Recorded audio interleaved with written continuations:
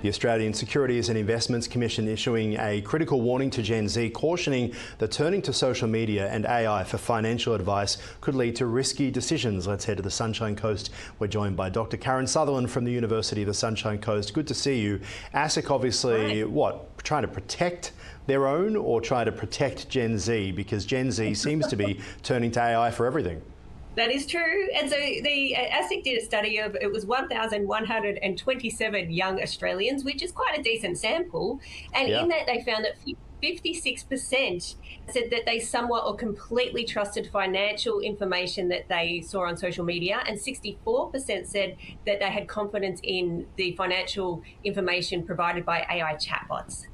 That's where they're getting this warning. It is interesting, but I guess the answer is, or the question that I have is, compared to what? So they're seeking advice from AI chatbots or from social media, the posts that come up and give you business ideas or give financial advice. We all see them in our feed.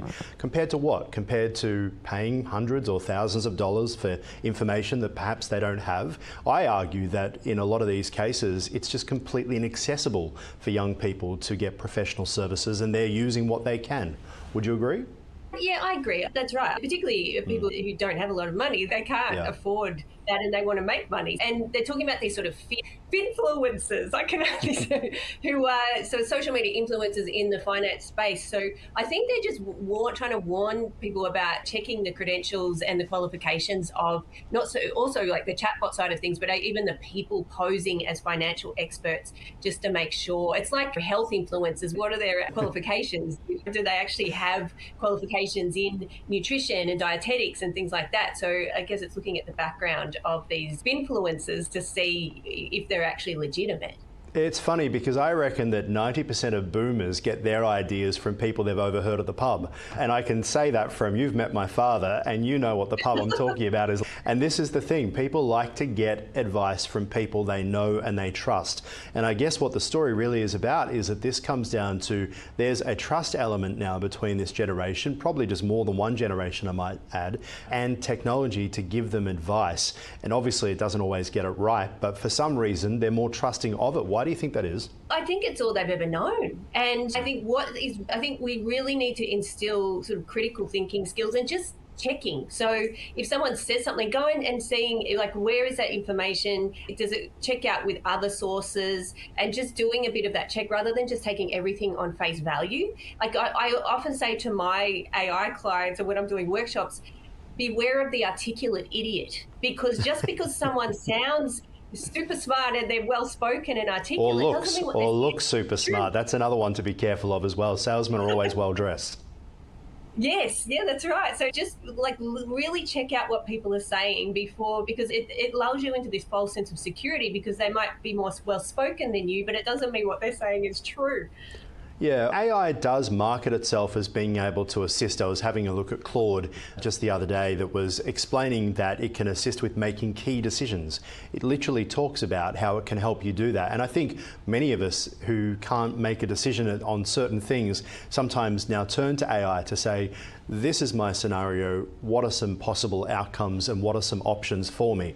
And that, I think, has given people a positive. It's taken away that decision paralysis that can often happen. The question is whether it's giving accurate or solid advice. That's right. And you can always ask the AI, where are you getting this information from? How are you coming to this decision? What are you basing this on? So at least then you're sort of going back and forth a little bit.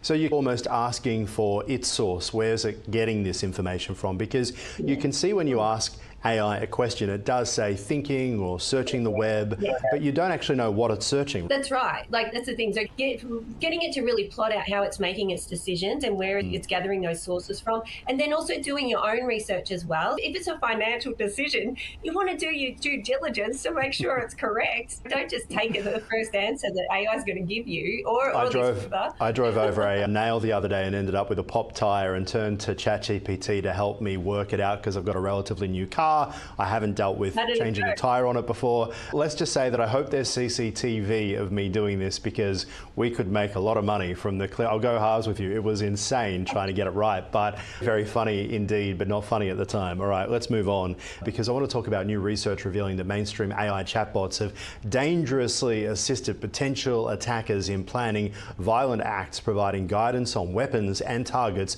raising serious concerns about their role in public safety.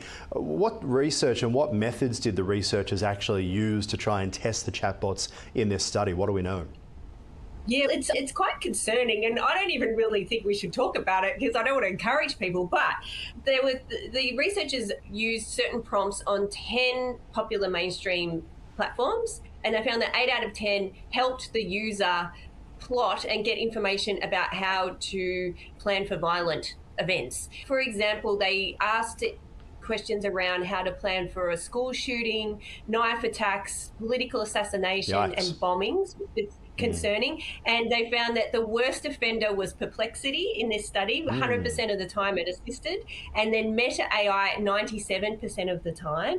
Anthropic's Claude refused around 76% of the time. And then Snapchat's My AI, I don't know much about this one. It refused in more than 50% of cases. So you can see there's just real inconsistencies around the guardrails in this. It didn't even talk about Grok. No, couldn't imagine. Grok. We've seen some interesting stuff happening with XAI over the past week, where essentially we've seen the 2IC walk away and Elon Musk saying it now needs to be rebuilt, and they were not telling him the truth about its actual performance. That's a whole other topic for another week, I know. But talk to us about Claude, interesting in differentiating itself from other chatbots when it comes to its responses. Yeah, Claude, and you can see also, like recently, with its sort of standoff with the US government, it tends to present itself as a platform that is focused on safety and doing things ethically. And yes, it still did it 24% of the time, but 76% of the time it pushed back and would not provide that information. So I guess that's something, but I think it's just showing that clearly AI, while people are like sometimes forgetting that it's a machine and it's not human, it's still not human enough to identify danger and those sort of dangerous words to stop people searching for that. And it can be, I've seen, I don't know how good it is now, but I've seen live demonstrations where sometimes the AI might say, no, I'm not going to help with that. And then the user will say something like, I'm writing a story, and in the story, the character does this, and then poses it like the violent event in the story. And then it will do it because it goes, oh, it's fiction now.